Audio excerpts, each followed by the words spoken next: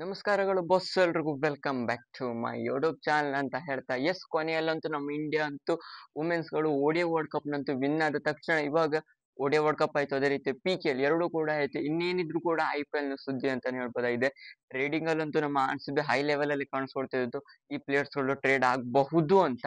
RCBಗೆ ಈ ಪ್ಲೇಯರ್ಸ್ ಗಳು ಬರ್ತಾರ ಅನ್ನೋದು ದೊಡ್ಡ ಡೀಪ್ ಡಿಸ್ಕಷನ್ ಆಗ್ತಾ ಇರೋದು ಅಂತಾನೆ ಹೇಳ್ಬೋದಾಗಿದೆ. ಅದು ಯಾರಂತ ಕೂಡ ನಿಮ್ಗೆ ಗೊತ್ತಾಗಿರ್ಬೋದು, ತಮ್ಮನಲ್ಲಿ ನೋಡಿನಿ ಈ ಇಬ್ರು ಪ್ಲೇಯರ್ಸ್ ಗಳು ನಮ್ಮ RCBಗೆ ಈ ಸ್ಲಾಟ್ ಅಲ್ಲಿ ಬೇಕೇ ಬೇಕು ಎನ್ನುವಂತ ಸಿಚುವೇಶನ್ ಗೆ ಬಂದಿರುವಂತದ್ದು. ಅದು 100% ಆ ಪ್ಲೇಯರ್ಸ್ ಗಳು ಬರ್ತಾರ ಅಥವಾ ರೂಮರ್ಸ್ ಗಳ ಏನು ಅನ್ನೋದನ್ನು ಕೂಡ ನಾನು ನಿಮ್ಗೆ ಈ ವಿಡಿಯೋದಲ್ಲಿ ಸಂಪೂರ್ಣವಾಗಿ ತಿಳಿಸ್ಕೊಡ್ತೇನೆ.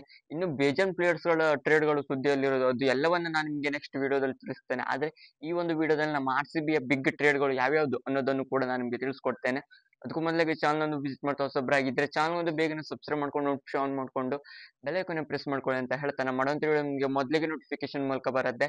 ಎಸ್, ಇವಾಗ IPL ನಂತೂ ಟ್ರೇಡಿಂಗ್ ಸುದ್ದಿ ಯಾಕಪ್ಪ ಅಂತ ಹೇಳಿದ್ರೆ, ಈ ನವೆಂಬರ್ 15ಕ್ಕೆ ನನ್ನ ಪ್ರಕಾರ BCCI ಡೆಡ್ ಲೈನ್ ಕೊಟ್ಟಿರೋ 17ಕ್ಕೆ ತನಕ ಏನೋ ಯಾವ್ಯಾವ ಟೀಮ್ಸ್ ಗಳು ಎಷ್ಟು ಪ್ಲೇಯರ್ಸ್ ಗಳನ್ನ ರಿಲೀಸ್ ಮಾಡ್ತವೆ, ಅದೇ ರೀತಿ ರಿಟರ್ನ್ ಎಷ್ಟು ಜನ ಪ್ಲೇಯರ್ಸ್ ಗಳನ್ನ ಮಾಡಬೇಕು, ಅದೇ ರೀತಿಯಾಗಿ ಟ್ರೇಡಿಂಗ್ ಅಲ್ಲೂ ಯಾವ ಪ್ಲೇಯರ್ಸ್ ಗಳು ಟ್ರೇಡ್ ಆಗ್ಬೇಕು ಅನ್ನೋದು ಎಲ್ಲದಕ್ಕೂ ಕೂಡ ಡೆಡ್ ಲೈನ್ BCCI ಕೊಟ್ಟಿರೋದ್ರಿಂದ ಎಲ್ಲ ಟೀಮ್ಸ್ ಗಳು ಇವಾಗ ಟ್ರೇಡಿಂಗ್ ಅಲ್ಲಿ ಅಂಡ್ ಯಾವ್ಯಾವ ಪ್ಲೇಯರ್ಸ್ ಗಳನ್ನ ರಿಲೀಸ್ ಇಟ್ಕೊಳ್ಬೇಕು ಅಥವಾ ಬಿಡ್ಬೇಕು ಅನ್ನೋದ್ರ ಬಗ್ಗೆ ಡೀಪ್ ತಲೆಯಲ್ಲಿ ಇಟ್ಕೊಂಡಿದೆ ಅಂತಾನೆ ಹೇಳ್ಬೋದಾಗಿದೆ. ಅದೇ ನಮ್ಮ RCB ಮೇನ್ ಥಿಂಗ್ ಹಾಕೊಂಡು ನಮ್ಮ RCBಗೆ ಬೇಕಾಗಿರುವಂತಹ ಸ್ಲಾಟ್ ಗಳಲ್ಲಿ ಹೋದ್ ಬಾರಿ ಕಪ್ಪು ವಿಜೇತರಾಗಿರೋದ್ರಿಂದ ಕೋರ್ ಟೀಮ್ ನೇ ನಮ್ಮ RCB ಮೇಂಟೈನ್ ಮಾಡುತ್ತೆ.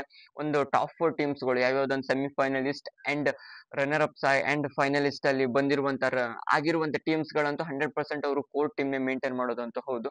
ಅದಕ್ಕೆ ನಮ್ಮ RCB ಕೋರ್ ಟೀಮ್ ನೇ ಮೇಂಟೈನ್ ಮಾಡುತ್ತೆ. ಆದ್ರೂ ಕೂಡ ನಮ್ಮ RCB ಒಂದು 2-3 ಎಕ್ಸ್ಟ್ರಾ ಪ್ಲೇಯರ್ಸ್ ಗಳು ಬೇಕಾಗಿರೋದಂತೂ ಹೌದು.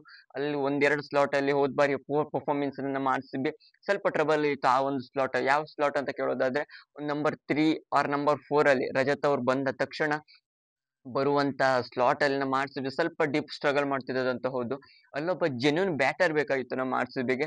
ಮತ್ತೆ ಓಪನಿಂಗ್ ಅಲ್ಲೂ ಕೂಡ ವಿರಾಟ್ ಅವ್ರನ್ನ ನಂಬರ್ 3 ಅಲ್ಲಿ ಪ್ರಮೋಟ್ ಮಾಡಿದ್ರು ಕೂಡ ಓಪನಿಂಗ್ ಅಲ್ಲಿ ಮತ್ತೊಬ್ಬ ದಾಂಡಿಗ, ಯಾವ ರೀತಿ ಪಿಲ್ ಸಾಲ್ಟ್ ಅವರು ಎತ್ತುತ್ತಾರಲ್ಲ ಆ ರೀತಿ ಬ್ಯಾಟಿಂಗ್ ಅಲ್ಲಿ ಆಟ ಆಡುವಂತ one of the best opener ಇದ್ರೆ, ಅದರಲ್ಲೂ ಲೆಫ್ಟ್ ಹ್ಯಾಂಡರ್ ಆಟ ಆಡಿದ್ರೆ ನಮ್ಮ RCBಗೆ ಈಸಿ ಆಗ್ತಿತ್ತು. ಅದಕ್ಕಾಗಿ ನಮ್ಮ RCB ಅಲ್ಲೊಂದು ಟಾರ್ಗೆಟ್ ಮಾಡುವಂತ ಸುದ್ದಿ ಇರೋದು.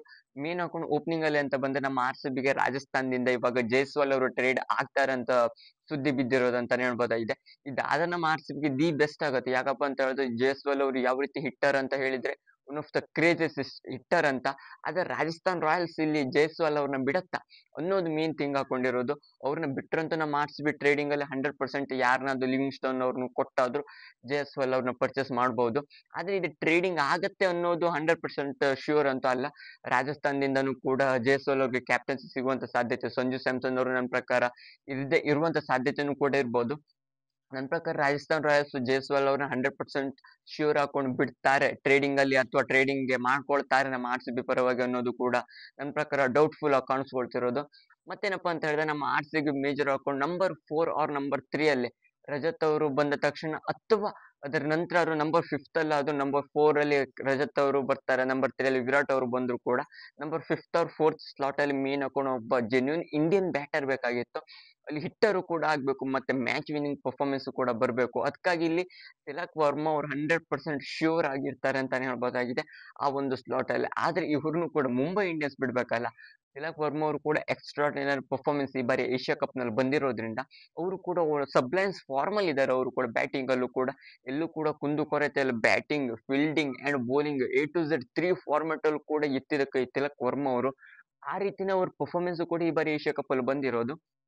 ಅದಕ್ಕಾಗಿ ತಿಲಕ್ ವರ್ಮಾ ಅವ್ರನ್ನ ಏನಾದ್ರು ನಮ್ಮ RCB ಟ್ರೇಡ್ ಮಾಡತ್ತಾ, ಆದ್ರೆ ಅದು ಯಾರ ಬದಲದಾಗಿ ಮಾಡ್ಬೇಕು ನಮ್ಮ RCB.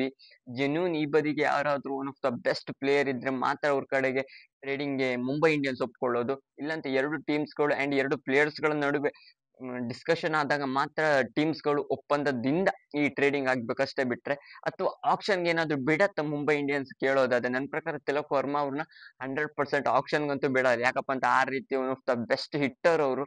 ಸಮಯಕ್ಕೆ ತಕ್ಕಾಗಿ, ಸಿಚುವೇಶನ್ಗೆ ತಕ್ಕಾಗೆ ತಮ್ಮ ಬ್ಯಾಟಿಂಗ್ ಶೈಲಿಯನ್ನ ಪ್ರಾರಂಭಿಸ್ತಾರೆ. ಅಂದ್ರೆ ಹಿಟ್ಟಿಂಗ್ ಟೈಮ್ ಅಲ್ಲಿ ಆದ್ರೂ ಹಿಟ್ಟಿಂಗ್, ಫಸ್ಟ್ ಬಾಲ್ ಇಂದಾನೆ ಹಿಟ್ಟಿಂಗ್ ಗೆ ಹೋಗುವಂತ ಕೇಪಬಿಲಿಟಿ ಇರುವಂತವ್ರು. ಮತ್ತೆ ನಿತ್ಕೊಂಡು ಆಟ ಆಡ್ಬೇಕು, ಮತ್ತೆ ಮ್ಯಾಚ್ ನ ವಿನ್ ಮಾಡ್ಬೇಕು, ಟೀಮ್ ಗೆ ಈಸಿಯಾಗಿ ಸ್ಕೋರ್ ರನ್ಸ್ ನ ಮಾಡ್ಬೇಕು ಅಂತ ಹೇಳಿದ್ರು ಪ್ರೆಷರ್ ಇಲ್ಲದೆ ಸ್ಕೋರ್ ಬೋರ್ಡ್ ನ ಮೇಲ್ಗಡೆ ತೆಗೆದುಕೊಂಡು ಹೋಗ್ಬೇಕು ಅಂದ್ರು ಕೂಡ ಅದಕ್ಕೂ ಸಹ ಇಲ್ಲಿ ತಿಲಕ್ ವರ್ಮಾ ಅವರು. ಅದಕ್ಕಾಗಿ ನಮ್ಮ RCBಗೆ ತಿಲಕ್ ವರ್ಮಾ ಅವರು ಕೂಡ ಟ್ರೇಡಿಂಗ್ ಆಗ್ಬೋದು, ಯಾವ್ದಾದ್ರು ಒಬ್ಬ ಪ್ಲೇಯರ್ ಬದಲೇದಾಗಿ ಟ್ರೇಡಿಂಗ್ ಆಗ್ಬೋದು ಬಿಟ್ರೆ ಆಕ್ಷನ್ಗಂತೂ 100% ಅವ್ರು ತಿಲಕ್ ವರ್ಮ ಬಿಡಲ್ಲ. ಅದೇ ರೀತಿ ಜೈಸ್ವಾಲ್ ಅವ್ರದ್ದೊಂದು ಚಾನ್ಸಸ್ ಇರೋದು ಅಷ್ಟೇ ಬಿಟ್ರೆ ರಾಜಸ್ಥಾನ್ ರಾಯಲ್ಸ್ ಅಂಡ್ ನಮ್ಮ ಆರ್ ಸಿ ಬಿ ನಡುವೆ ಟ್ರೇಡಿಂಗ್ ಆಗುವಂತ ಸಾಧ್ಯತೆ ಇರೋದು ಅಂತ. ಅದೇ ಇವರಿಬ್ರು ಪ್ಲೇಯರ್ಸ್ ಗಳು ಏನಾದ್ರು ಬಂದ್ರು, ಒಂದು ಓಪನರ್ ಆಯ್ತು ಜೈಸ್ವಾಲ್ ಅವರು and Phil Salt number 3, Virat number 4, Rajat number 5 ಅಲ್ಲಿ ತಿಲಕ್ ವರ್ಮಾ ಅವರು ಒಂದು ಬಂದ್ರೆ ನೋಡಿ ಮುಂಬೈ ಇಂಡಿಯನ್ಸ್ ಇಂದ, ನಮ್ಮ R C B batting line up ಯಾವ ರೀತಿ ಆಗತ್ತೆ ಅಂತ ಹೇಳಿದ್ರೆ ಅನ್ಬಿಲೀವಬಲ್ ಆ ರೀತಿ ಬ್ಯಾಟಿಂಗ್ ಲೈನ್ ಅಪ್ ಆಗತ್ತೆ ಅಂತಾನೆ ಹೇಳ್ಬೋದು ನಮ್ಮ ಆರ್ ಸಿ ಬಿದು. ಅದಕ್ಕೆ ನಮ್ಮ ಆರ್ ಸಿ ಬಿ ಸಿಕ್ಕಾಪಟ್ಟೆ ಮುಂಚೂಣಿಯಲ್ಲಿರೋದು. ಯಾವ ರೀತಿ ನಮ್ಮ ಆರ್ ಸಿ ಬಿಗೆ ಮೇಜರ್ ಆಗಿ ಒಂದು ಕಾಂಪಿಟೇಷನ್ ಇಲ್ಲದೆ ಇರುವಂತ ಟೀಮ್ಸ್ ಗಳ ಪೈಪೋಟಿಗೆ ಬೀಳ್ತಾವ ಅಥವಾ ಕಾಂಪಿಟೇಷನ್ ಕೊಡ್ತಾವ ಬೇರೆ ಟೀಮ್ಸ್ ಗಳು. ಯಾಕಪ್ಪ ಅಂತ ಈ ಬಾರಿ performance one of the extraordinary ಇದ್ದದ್ದು ನಮ್ಮ ಆರ್ ಸಿ ಬಿಲಿ. ಆದ್ರೂ ಕೂಡ ಸ್ವಲ್ಪ ಡೀಪ್ ಟ್ರಬಲ್ ಅಲ್ಲಿ ಬ್ಯಾಟಿಂಗ್ ಬಂದಿತ್ತು ಬಿಟ್ರೆ ಬೌಲಿಂಗ್ ಅಲ್ಲೂ ಕೂಡ ಸಾಕಷ್ಟು ಚೇಂಜಸ್ ಗಳಾಗುವಂತ ಸಾಧ್ಯತೆ ಇರೋದು. ಈ ಬಾರಿ ಡೆಡ್ ಲೈನ್ ಇರೋದ್ರಿಂದ ನೋಡುವ ಮತ್ತೊಂದು ವಾರದಲ್ಲೇ ಗೊತ್ತಾಗುತ್ತೆ ಯಾವ್ಯಾವ ಟೀಮ್ಸ್ ಗಳು ಆಪ್ಷನ್ ನಲ್ಲಿ ರಿಲೀಸ್ ಅಂಡ್ ರಿಟರ್ನ್ ಮಾಡ್ತವೆ ಅಂತ, ಮತ್ತೆ ಈ ಬಾರಿ ಆಪ್ಷನ್ ನಲ್ಲಿ ಯಾವ್ಯಾವ ಮೆಗಾ ಪ್ಲೇಯರ್ಸ್ ಗಳು ಬರ್ತವೆ ಅಂತ, ನಮ್ಮ ಆರ್ ಸಿ ಬಿ ಯಾರನ್ನ ಟಾರ್ಗೆಟ್ ಮಾಡತ್ತಂತ ಅದನ್ನ ಎಲ್ಲವನ್ನ ಮತ್ತೆ ಸಪ್ರೇಟ್ ವಿಡಿಯೋದಲ್ಲಿ ತಿಳಿಸ್ಕೊಡ್ತೇನೆ. ಇದಿಷ್ಟು ನಮ್ಮ R C B Jaiswal and Tilak Varma ಅವ್ರನ್ನ ಯಾಕೆ ನಮ್ಮ ಆರ್ ಸಿ ಬಿ ಟ್ರೇಡಿಂಗ್ ಅಲ್ಲಿ ಅವ್ರನ್ನ ಇಂಪ್ಯಾಕ್ಟ್ ಆಗಿ ಮಾಡ್ಕೊಳ್ಬೇಕು, ಮತ್ತೆ ಅವ್ರನ್ನ ಯಾಕೆ ನಮ್ಮ ಆರ್ ಸಿ ಬಿ ಫೋಕಸ್ ಮಾಡ್ಬೇಕು ಬ್ಯಾಟಿಂಗ್ ಲೈನಪ್ ಅಲ್ಲಿ ಅನ್ನೋದನ್ನ ತಿಳಿಸ್ಕೊಡ್ಲಿಕ್ಕೆ ಈ ವಿಡಿಯೋ ಮಾಡಿರೋದು. ನಿಮ್ಗೆ ವಿಡಿಯೋ ಇಷ್ಟ ಕಮೆಂಟ್ ಮಾಡಿ. ಇನ್ನು ಹೆಚ್ಚಿನ ಐ ಪಿ ಎಲ್ ಇನ್ಫಾರ್ಮೇಶನ್ಗೋಸ್ಕರ ಚಾನಲ್ ಒಂದು ಬೇಗನೆ ಸಬ್ಸ್ಕ್ರೈಬ್ ಮಾಡ್ಕೊಳ್ಳಿ ಅಂತ ಹೇಳ್ತಾ ಸಿಗೋಣ ಮುಂದಿನ ವಿಡಿಯೋದಲ್ಲಿ.